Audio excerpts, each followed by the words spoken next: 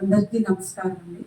నేను ఇప్పుడు హయత్ నగర్ దాటి తోరూరు దగ్గర శ్రీ రంగనాయకి సమేత శ్రీ రంగనాథ స్వామి కోవెలలో ఉన్నాను.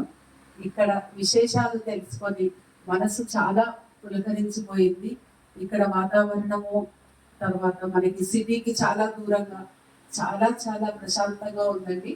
ఈ కోవెల గురించిన కొన్ని వివరాలు నాకు ఇక్కడ శ్రీధరాచార్యుల వారు ఉన్నారు, వారిని అడిగి తెలుసుకుందాము. జయ శ్రీ రంగనాథ, జయ జయ శ్రీ రంగనాథ. ఇక్కడ ఉన్నటువంటి యొక్క రంగనాథ స్వామి వారు స్వయంభూగా వెలిసినటువంటి యొక్క స్వామి. ఈ స్వయంభూగా వెలిసినటువంటి యొక్క స్వామి వారు శ్రీరామచంద్రుడి చేత ఆరాధింపబడినటువంటి వారు అని పెద్దలు చెప్తారు. అసలు రంగనాథ స్వామి అనేటువంటి వారు మన భూమి మీదకి ఎట్లా వచ్చారు అంటే, ఇక్కడ స్వామి ఏ రూపంలో ఉన్నారు, ఆ రూపంలో ఉన్నటువంటి యొక్క స్వామి ప్రత్యక్షంగా బ్రహ్మదేవుడు తన సత్యలోకంలో స్వామిని ఆరాధించడం కోసం అక్కడ స్వామిని అడిగారట.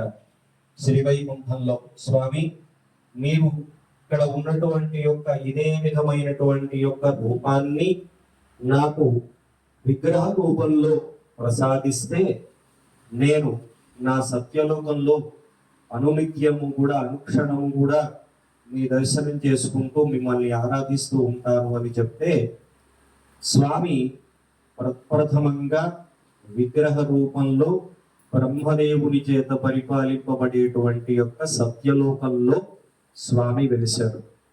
ఆ వెలిసినటువంటి యొక్క స్వామిని ఇక్ష్వాకు వంశపు రాజు, అంటే శ్రీరామచంద్రుడు ఏ వంశంలో అయితే పుట్టాడో ఆ పుట్టినటువంటి యొక్క వంశంలో ఉన్నటువంటి యొక్క రాజులు వైవస్వత మనువు అనేటువంటి వాడు మొట్టమొదటి వాడు.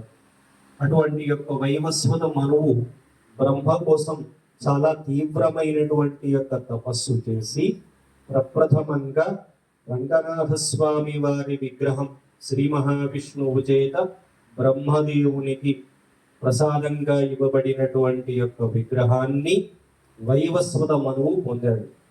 ఆ పొందినటువంటి యొక్క విగ్రహాన్ని భూలోకంలోకి తీసుకుని వచ్చి అయోధ్య రాజధానిగా చేసుకున్నటువంటి యొక్క ఇక్ష్వాకు వంశపు రాజులందరూ కూడా పరిపాలన చేశారు. ఆ విధమైనటువంటి యొక్క పరిపాలన సాగుతున్నటువంటి యొక్క సమయంలో శ్రీరామచంద్రుల వారి దాకా రంగనాథ స్వామిని పూజిస్తూ ఉన్నటువంటి యొక్క ఒక వంశ ఆచారం ఇది కొనసాగుతూ ఉన్నది.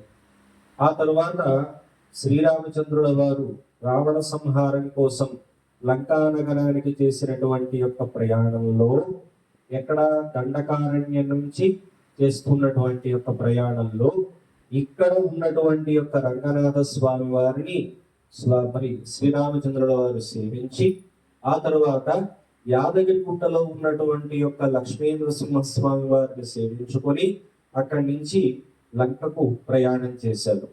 ఆ తరువాత లంకా నగరంలో రావణ సంహారం అనేటువంటిది పూర్తయిన తర్వాత అక్కడి నుంచి తిరిగి మళ్ళీ అయోధ్యకు వచ్చేటువంటి యొక్క ప్రయాణంలో రావణాసురుని యొక్క తమ్ముడైనటువంటి యొక్క విభీషణుడు కూడా, నో రామ, నీ దగ్గర నేను సేవకుడిగా ఉంటాను, నాకు ఈ రాజ్యం అవసరం లేదు అని చెప్పేసి తిరిగి వచ్చేస్తే, మళ్ళీ అయోధ్యలో ఉన్నటువంటి యొక్క విభీషణుణ్ణి శ్రీరామచంద్రుల వారు, ఓ విభీషణ, ఇది సామాన్యమైనటువంటి యొక్క జీవితం కాదు, నీది ప్రజలను పరిపాలించవలసినటువంటి యొక్క బాధ్యత ఉన్నది. కాబట్టి మరి చక్కనైనటువంటి యొక్క పరిపాలన కోసం అక్కడ ఉన్నటువంటి యొక్క ప్రజలందరూ కూడా ఎదురు చూస్తూ ఉంటారు. నువ్వు తిరిగి వెళ్ళి లంకా నగరాన్ని పరిపాలించమని చెప్తే, అప్పుడు విభీషణుడు శ్రీరామచంద్రుల వారిని అడిగారు, స్వామి, మీతో సమానమైనటువంటిది ఏదైనా సరే నాకు ఇస్తే నేను దాన్ని తీసుకొని లంకా నగరానికి వెళతాను అని చెప్పాడు. ఆ చెప్పినప్పుడు బ్రహ్మదేవుని చేత మరి ప్రసాదింపబడినటువంటి యొక్క రంగనాథ స్వామి వారి యొక్క విగ్రహాన్ని శ్రీరామచంద్రుల వారు విభీషణుడికి ఇచ్చారు. ఆ ఇచ్చినటువంటి యొక్క విగ్రహాన్ని తీసుకొని విభీషణుడు ప్రయాణం చేస్తూ ఉండంగా మనకున్నటువంటి యొక్క ఈ మానవ జాతిలో ఉన్నటువంటి యొక్క బ్రాహ్మణ, క్షత్రియ, వైశ్య, శూద్ర అనేటువంటి యొక్క ఈ 4 వర్ణాలలో మొదటి 3 వర్ణాల వారు కూడా సంధ్యావందనం అనేటువంటిది చేయాలి. ఉదయం పూట, తర్వాత సాయంత్రం పూట.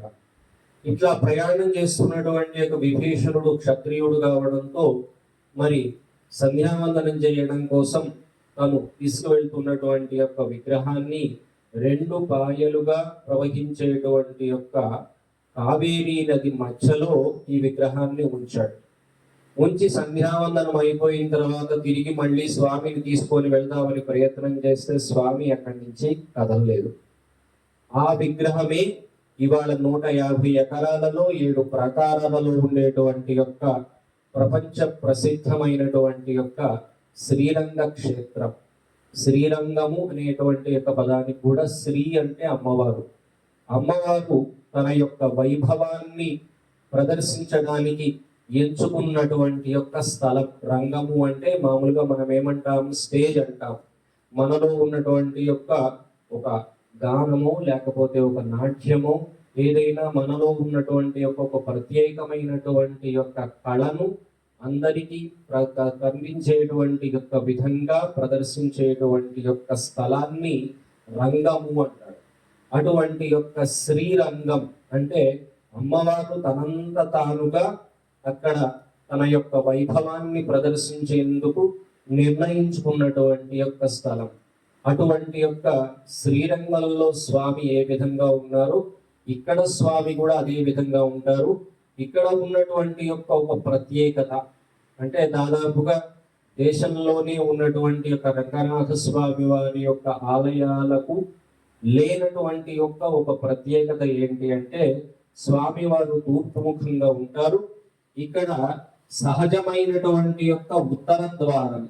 ఏమిటి ఉత్తర ద్వార దర్శనం ప్రత్యేకత అంటే మామూలుగా మనకు ముక్కోటి ఏకాదశి అంటే 3,00,00,000 మంది దేవతలు ఆ రోజు స్వామివారి యొక్క దర్శనానికి వెళ్తారు.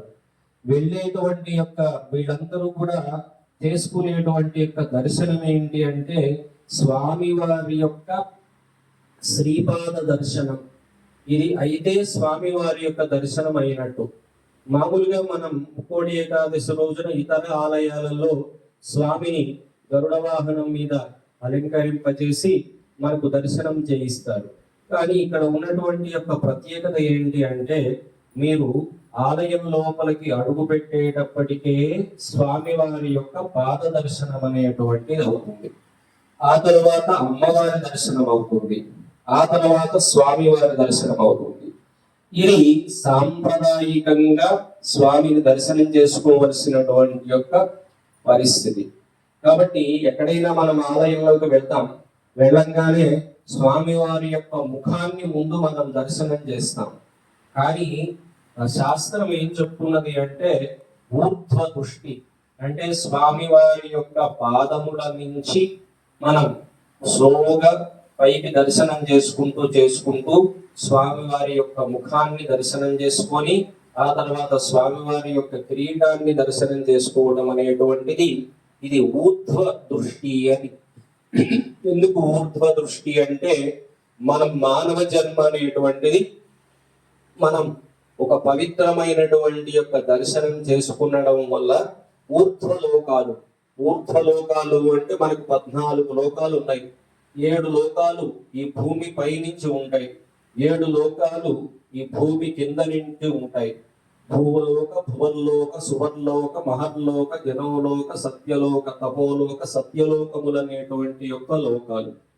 ఈ లోకాలలో మనం నివసించేటువంటి యొక్క స్థితి అంటే మానవ జన్మగా మనం పొందినటువంటి యొక్క ఈ మానవ జన్మ ఏదైతే ఉందో ఇది ప్రమోట్ చేసుకోవడం అంటే శ్రీ మహావిష్ణువులో శ్రీవైకుంఠంలో ఐక్యం చెందేటువంటి యొక్క స్థితి సువర్లోకం దాకా మనం గనక ప్రయాణం చేసినట్టయితే ఆ తర్వాత ఇక స్వామివారి యొక్క శ్రీవైకుంఠము అనేటువంటి దానిలో మనం ప్రవేశిస్తాం.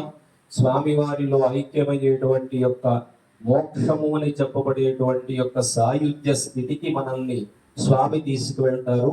అందుకని దర్శనం మనం స్వామివారి యొక్క పాదముల నుంచి పైకి వెళ్తూ వెళ్తూ స్వామివారి యొక్క ముఖం, ఆ తర్వాత స్వామివారి యొక్క కిరీటం అనేటువంటిది దాని వరకు దర్శనం చేసుకోవడం అనేటువంటి దాన్ని ఊర్ధ్వ దృష్టి అంటారు. అటువంటి యొక్క రంగనాథ స్వామి వారు ఇక్కడ 12 మంది ఆళ్వారులతో సహా వెలసి ఉన్నారు. ఈ ఆళ్వారులతో స్వామి ఎక్కడైతే వెలిసి ఉన్నారో ఇది కంటికి కనిపించేటువంటి యొక్క స్వర్గము అని వేదం చెప్తుంది. తద్ విష్ణో పరమం పదకం సదా పశ్యంతి సూరయః. సూర్ అనేటువంటి యొక్క శబ్దానికి 12 మంది సూర్యులు మనకి ఉంటారు. సూర్యుడు అని అర్థం. ఇక్కడ ఉన్నటువంటి యొక్క ఈ ఆళ్వారులందరూ కూడా 12 మంది సూర్యులకు ప్రతీకలుగా వెలిసినటువంటి వారు. అటువంటి యొక్క ఆళ్వారులతో స్వామి ఎక్కడైతే సేవింపబడుతూ పూజింపబడుతూ ఉన్నారో అది దివీవ చక్షురాతకం. చక్షు అంటే కంటికి, ఆతకం కనిపించేటువంటి యొక్క దివి అంటే శ్రీవైకుంఠము వంటిది అని మనకు వేదం చెప్తున్నది. అటువంటి యొక్క స్థితిలో ఇక్కడ స్వామివారి యొక్క దర్శనం అనేటువంటిది మనకు దొరుకుతుంది. అందువల్ల స్వామివారి యొక్క దర్శనాన్ని చేసుకొని మన జన్మను పవిత్రం చేసుకుందాం. జై శ్రీ రంగనాథ, జై జై శ్రీ రంగనాథ. ధన్యవాదాలు గురువు గారు. ఎంతో ఆసక్తికరమైన విషయాలు మాకు విశదీకరించారు. ఈరోజు మేము ఈ స్వామి దర్శనానికి రావడానికి చేసిన సంకల్పము, దానికి భగవంతుడి ఆశీర్వాదము, మీ ఆశీర్వాదము లభించి ఈరోజు మేము దర్శనం చేసుకోగలిగాము. చాలా చాలా కృతజ్ఞతలు, ధన్యవాదాలు. ఒక ఫోటో తీయమా గురువు గారితో కలిసి.